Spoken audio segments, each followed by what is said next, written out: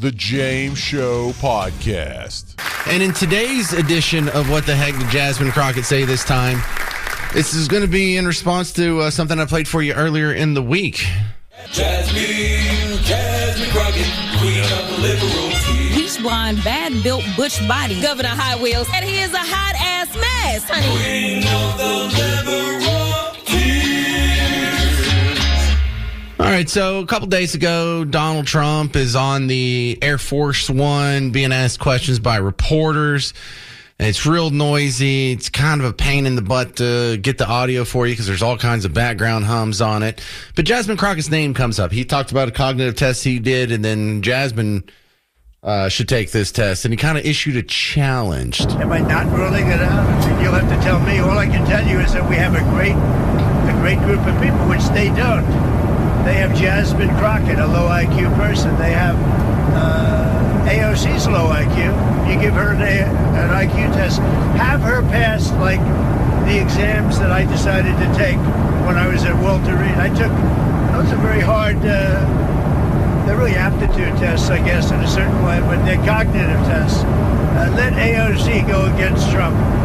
Let Jasmine go against Trump. I don't think Jasmine, the first couple of questions are easy. A tiger, an elephant, a giraffe, you know. When you get up to about 5 or 6, and then when you get up to 10 and 20 and 25, they couldn't come close to answering any of those questions. All right, so last night on CNN, Caitlin Collins asked Jasmine Crockett about it. Jasmine Crockett, the congresswoman and representing the district I'm sitting in right now. Somehow this became racial, but listen to the rest of the answer, too. Listen, I'm waiting on a reporter, and maybe it'll be you, Caitlin, that finally ask him what is his IQ, because he is constantly talking about, he doesn't even know what a low IQ is. He don't even know which scores are low. And I can guarantee you that whatever score, if he's taken one anytime recently, I'm sure that his qualifies as low. Listen, he's never been known to be an Einstein. This is not a guy who got in on merit when it came to going to college. This is someone who, but for him being born with a silver spoon, probably wouldn't have got into anybody's institution, unlike me. So, I am not worried about that, and I wish people would look at the fact that you have a president of the United States who consistently is obsessing over two women of color that are members of the House.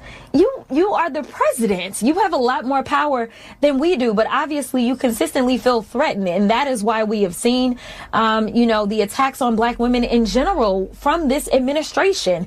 I don't know what black woman hurt him in his past, honey, but it is really taken him through it. But I really wish, for the sake of this country and honestly for the sake of the world, that he would focus on his real job and stop worrying about me. My constituents will worry about whether or not I have an adequate IQ, even though that's not the test that he's taking. And it's up to them to decide. It's not him. He can't hire me or fire me, unfortunately for him. And as it relates to a third term, people need to listen to what he's saying. They need to listen to that, because that is a very scary thing. It is unconstitutional. I do think he's being serious. All right, so let's break all of that down. I wish we could just stop with the whole everyone's stupid kind of thing, because this is one of the irritating points about being someone who's in the public debate on a regular basis, is the ad hominem attacks. Sometimes they're warranted. Most of the time they're not. But it's really just some sort of intellectual shortcut so you can avoid the debate that you were otherwise having just by calling the other person stupid or the person making the argument stupid or whatnot. And it gets thrown out way too much. It's ridiculous. Remember when they were calling Elon Musk stupid? Now, how dumb is that? Oh, the guy that made the only profitable electric car company in the history of mankind. The guy that sent the first private space flight. The guy that's building rockets. Literal rocket scientist. Literal rocket scientist. He's stupid. Sure, it's not believable. But to be fair, I don't think Jasmine Crockett's stupid. I think Trump's silly when he says her and AOC are low IQ people. They may not be smart as Elon Musk. They may not even be that much above average, but they're not dumb. I mean, you and I know dumb people. You and I mean, we don't hang out with them a whole lot, but like when next time you're in the DMV and you have to pick a number and wait in line and there's like a baker's dozen people in front of you, look at those people. That's what I'm talking about. Remember, half of the country, is going to be below average. That's just what math says. But can we stop with the Jasmine Crockett's dumb, AOC's dumb, Trump's dumb, Trump voters are dumb? Stop. Not everyone's dumb. And it sounds really silly because every once in a while it does fit. Every once in a while you do need to say, holy crap, this person really is dumb. I'll give you an example. As long as Hank Johnson is in Congress, the representative from the Atlanta area, this is the boy wonder that 14 years ago thought Guam might capsize. The island floating in the Pacific, he thought it was literally floating in the Pacific like an igloo cooler or something. Remember, he said this in Congress. Yeah, my fear is that the whole island will become so overly populated that it will tip over and capsize. That, my friends, that is dumb. That, you can call that dumb. That is a low IQ person. It never dawned on him that every island, that every scrap of land on planet Earth is an underwater mountain that comes above sea level. He didn't know that until he was in his 60s or maybe 50s when that soundbite came out. Here's the crazier part. He's been reelected 7 times since he said something that dumb. So you can say Hank Johnson's dumb. I'll even give you the grace to say Hank Johnson voters are dumb. Because even if you're on Team Blue, and if you lived in his district, wouldn't you raise your hand and be like, hey, can we put someone else in the primary that knows how islands work? Can we, I don't know, did he think it was just a big inner tube out there? And he think it was just like floating on a big air bubble? Okay, those people were dumb. But when we overuse it, it loses its meaning. Jasmine Crockett's not dumb. AOC's not dumb. Trump's not dumb. Hank Johnson, dumb. What is more likely, that there is an absolute perfect recreation of the first 20 minutes of the movie Outbreak, the one with the great Kevin Spacey? All right, it's a Cuban Gooding Jr. movie. Is that better? Is that less controversial? No, but in the movie Outbreak, now I haven't seen this since like 1995 or whenever it came out. But if you're not familiar with it, maybe you probably remember the box in Blockbuster Video. You remember how like you didn't see most movies, but you saw the box for every movie, right? Blockbuster or Hastings or whatever chintzy little video store you ended up in. But in the movie Outbreak, it was the one that had the rhesus monkey on the front. And some diseased monkey with the most deadly virus combo ever managed to break out of a research facility, and they were trying to find a cure for the deadly virus while catching this. All right, let me look it up. Okay, a capuchin monkey. All right. And if you think, well, James, why do you have to do corrections like this? Because I'll get 28 emails if I don't. Okay. There's people out there who don't email me unless I say the slightest thing wrong, and then I get 28 of them. But in this movie Outbreak, there's a disease and a monkey that they're trying to catch, and the monkey's the carrier of the disease. Now, here we go. It's now 2025. This movie did come out in 1995. I remembered correctly. Thank you very much, Capuchin people. But we go over to Mississippi, of all places, and now we have a diseased, virus-ridden monkey on the loose. Right now, authorities in Mississippi are looking for a monkey on the loose after this truck crashed yesterday, and there he goes. Sheriff's deputies say the truck was transporting 21 research monkeys from Tulane University when it overturned. Authorities urge people not to approach the monkey, claiming it's infected with several viruses. This is not a movie, folks. No, it kind of is a movie. It's a movie called Outbreak. We already saw it. Dustin Hoffman, Rene Russo, Morgan Freeman. So in the movie, they're now trying to catch this monkey, and they have to like quarantine off a whole town, and it's like the most dangerous thing ever. But Outbreak is something that came up in our consciousness again 5 years ago, because in the middle of the COVID outbreak was sort of a lot of our frame of reference. As shallow and fake and Hollywood as it may be, we remembered the suits from Outbreak. We remember that if you wanted to keep yourself safe from an airborne virus, you had to be dressed up like you were about to go on a spacewalk. You had to be fully covered with the gloves and the sleeves and the breathing apparatus and the shielded face. And it was a whole thing.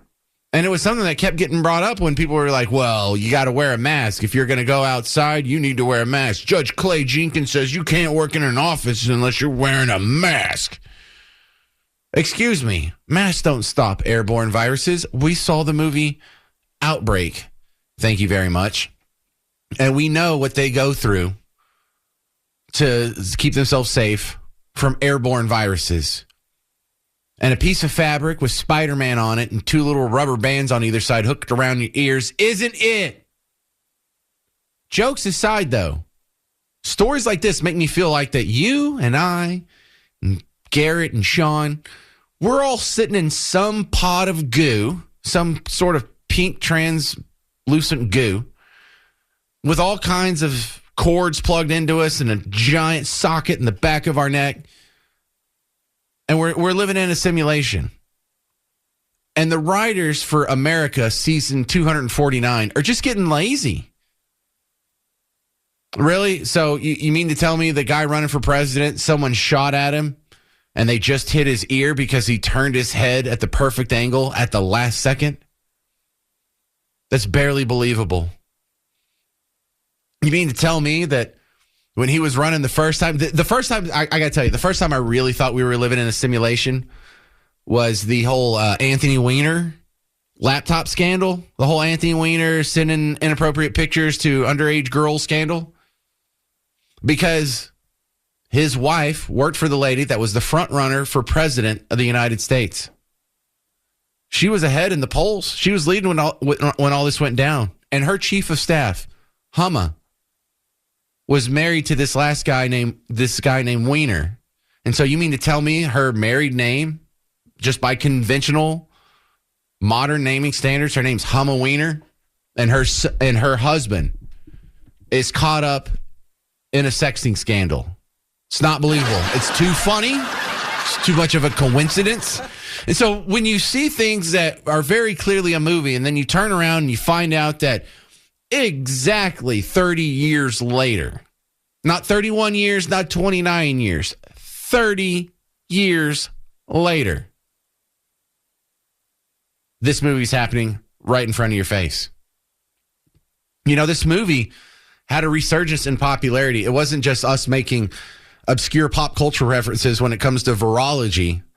The movie Outbreak ranks as the fourth most streamed film in the United States in 2020. We all went back, or a lot of people went back and watched that. This is a movie from 1995. So yeah, I mean, I hope they catch the monkey, because this monkey has all kinds of crazy diseases. I think it has like a hepatitis. It has COVID. It has herpes. I think it even has gonorrhea, which isn't technically gonorrhea. Isn't that a bacteria? Hey, Garrett, you know all about venereal diseases, right? Gonorrhea, is that a virus or a bacteria? No, you don't. You know, I figured you would know. And that's Garrett too, by the way, not original Garrett, who's so wholesome he's suspicious. But yeah, that's my sign. This is today's sign that we're living in a construct. We're living in a simulation. And if you can hear me up there, overlords, writers who are programming the simulation, you're getting real lazy with your writing.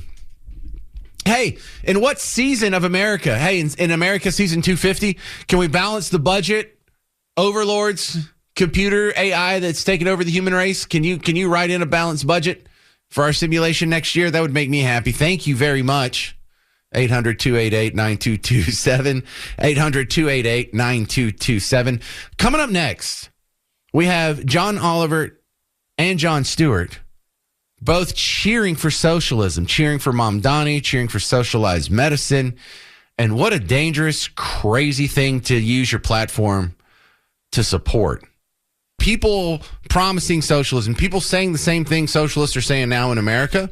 In the 20th century, they murdered about 100 million of their own people. So, it's a little bit more than just a slight little disagreement on the worldview.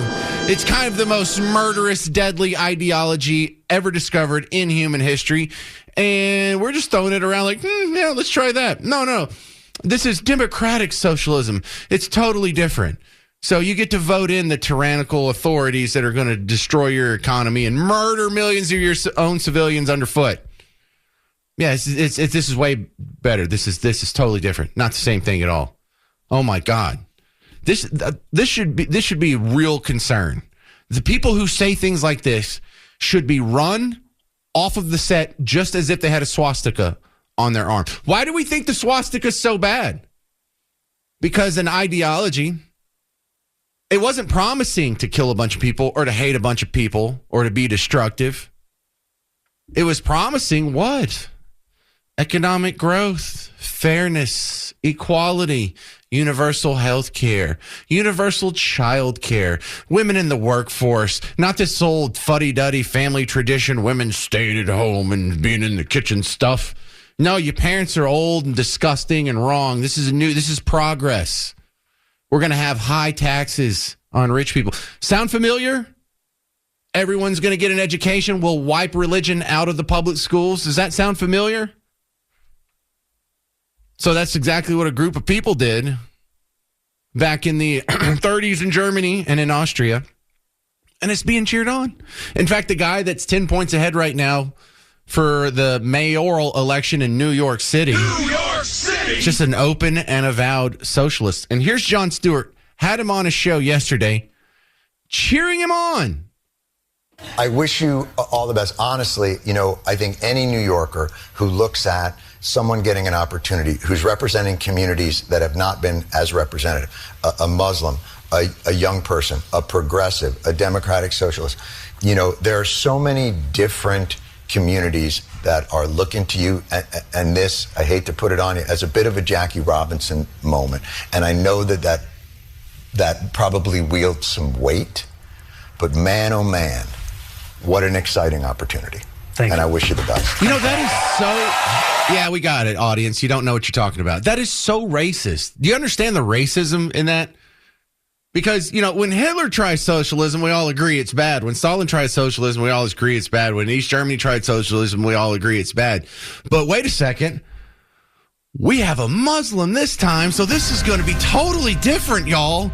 This is real diversity. He's young, he's Muslim, he's a progressive, he's a Democrat socialist. Yeah, it's the same terrible ideas that has failed everywhere they're tried. It doesn't matter the color of the skin that's trying it. It's still a terrible idea. And I notice you're campaigning not based on the content of his character, not based on his policy platforms or how he would even govern. You're cheering him on based on what? Innate traits that he can't even change? Oh, look, he's a foreign-born Muslim brown-skinned fella. At least he's not white, though. Isn't that important? Good Lord. There's no real diversity here. Like the current mayor, Eric Adams, I don't even know what that dude is. He doesn't seem to be much of a policy wonk. But the guy before him, Bill de Blasio, Democrat socialist. Like a literal avowed Democrat socialist. Used to be a Marxist, but moderated in his old age. I don't know, sometime between becoming a billionaire and taking a helicopter to the gym every day so he can work out in a different building. He became less of a communist and more of just a Democrat socialist. There is no diversity. There is nothing new here. This is Seinfeld. And over here, on HBO, we go from Comedy Central to HBO. You have John Oliver on his show, who used to be on the show with Jon Stewart, talking about socialized medicine. Like, hey, isn't this a great idea? I mean, they have terrible wait times and results in Canada and UK, but it's socialized medicine, so it must be better. I'm sorry, single payer. Don't you love this lie, this Orwellian turn of phrase? If the single payer is the government, it's socialized medicine. So what can we do here? Well, as I've said before, so many of these problems would go away if we had single-payer healthcare, and we could get closer to that by making regular Medicare more expansive and easier to navigate and getting rid of that 20% gap in coverage. So when you add up all of Mamdani's policies, he talks about universal daycare. He talks about getting women in the workforce and public transportation and equality and food stamps and welfare and taxing the rich. And I'm not making this stuff up because you hear it too. On top of that, socialized medicine. Can we go revisit our favorite Austrian immigrant who 20 years ago did an interview warning us of the policy changes that came when the Nazis, the National Socialists, the literal fascists took over in Austria? Next thing, what happened, he nationalized our healthcare system. She means Hitler, you understand? Next thing, what happened, he nationalized our healthcare system. We had a reasonable good healthcare system, which was financed by private insurance. We had good hospitals. We had good doctors, and everybody was reasonable well being cared for. This all changed very fast. Before Obamacare was passed, 83% of Americans surveyed were happy with their health care situation. Government just keeps taking more and more of it over. But listen to the other social programs she mentioned from the H guy, good old Hitler. To equalize the wealth, those who were on the lower income level, to graduate them up there to an equal level, they got subsidized housing, they got food stamps, they got heating fuel, and they got a certain amount of payment from the government for each child. Welfare. So they equalized the country's wealth by taxing us 70% to bring that level, the lower income level, into an equal level. And that is called socialism. Oh, my goodness. You mean the gun control loving people? Also a little bit anti-Semitic. They love all these social programs. Oh, that's so weird. And what do they do when they get upset? Oh, they go throw bricks through the front windows of the businesses of the people that they politically disagree with. Yeah, I can't relate to that at all. We haven't seen that in America. Yet you're called the fascist. Trump is called a fascist. I don't ask for much. I don't want fame. I don't want fortune. I just want a healthy family, happy kids, and I want Dart to die. That's all I've asked for. And I've been looking for signs. You know, I've been looking at the end of rainbows. I've been looking in the bottom of wishing wells. I've been staring at the crucifix behind the pulpit at church, saying my little anti-Dart prayer. And sometimes prayers do get answered. Sometimes the big guy's listening. And not the big guy, Joe Biden, who's taking 10% off of all the bribes that his son's getting. But no, I mean God himself. I'm probably going to talk more about this on tomorrow's show because I just heard about this right before the James show started. This was published, I mean, seriously, this was published at like 1 o'clock this afternoon. But it goes from the Dallas Morning News.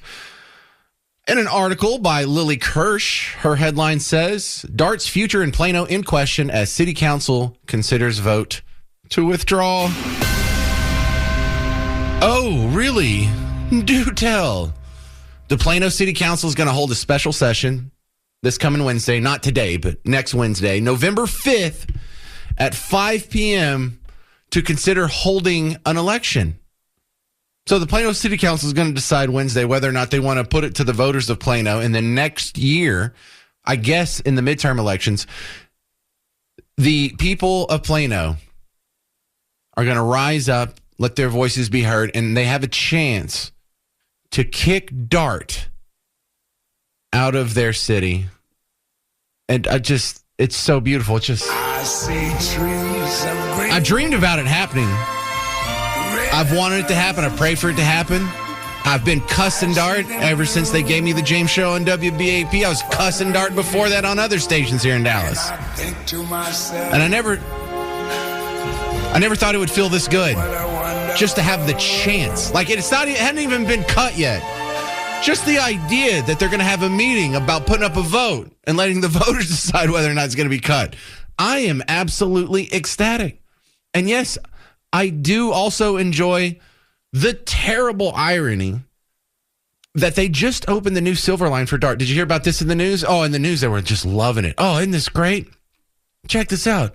We have a new Silver Line that's opening up. It's going to be great. Everyone's going to love it. No, they're not. So they had a Silver Line opening party last weekend. Check this out. This was the report from WFAA on Friday.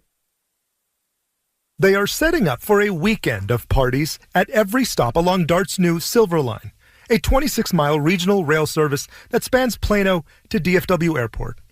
10 stops, 7 cities, 3 counties. They predict you can get from this Shiloh Road station out east to the airport in under an hour. DART CEO Nadine Lee tells us this is more than a celebration of new transit options. They are a celebration of regional collaboration, economic growth, and the bright future of North Texas transportation. Bright future. Bright future, y'all. Bright, he said bright future. Bright future. They didn't know that 4 days after they run this report, a meeting's going to be announced where they talk about ripping these tracks up. Oh, I just love it. Hey, keep going. Tell me what an awesome success this is. What about this setup is each one of these trains has 2 cab cars, 2 coach cars, and the engine module is right down the middle. Each of these vehicles seats 220 people and 485 people total for those sitting and standing. And they'll run daily between 4 a.m. to 1 a.m., arriving in 30-minute intervals during peak hours and hourly during the other times. They are set up for what DART says is an exciting day. A day long talked about, long planned for, and what could be a victory for mobility across DFW. Yeah, it could be a victory for mobility, or we could vote to rip all this crap up within a calendar year. This is just amazing. I am so ecstatic about this because DART has just been a bane on your existence, and you don't even know. Did you know that billions of dollars have been taken out of the back pockets of you and your neighbors since 1983, and it's never lived up to any of the promises? Not the promises on the ridership that's going to happen, or the fixing of the traffic, or the cost of it, or the fact that they were supposed to never take on debt, and now you're paying on $2 billion worth of debt that DART has taken out in your name. With all the rapes and the stabbings and the shootings and sexual assaults, I don't know, man, I just remember getting on DART, and every once in a while you'd sit down and you'd be like, oh no, this seat is wet. Oh no, that's not Dr. Pepper either. It's been a huge, embarrassing failure. We tried it. All right, that's going to do it. I'm James Parker. This has been The James Show, News Talk 820 and 93.3 FM, WBAP. The James Show Podcast.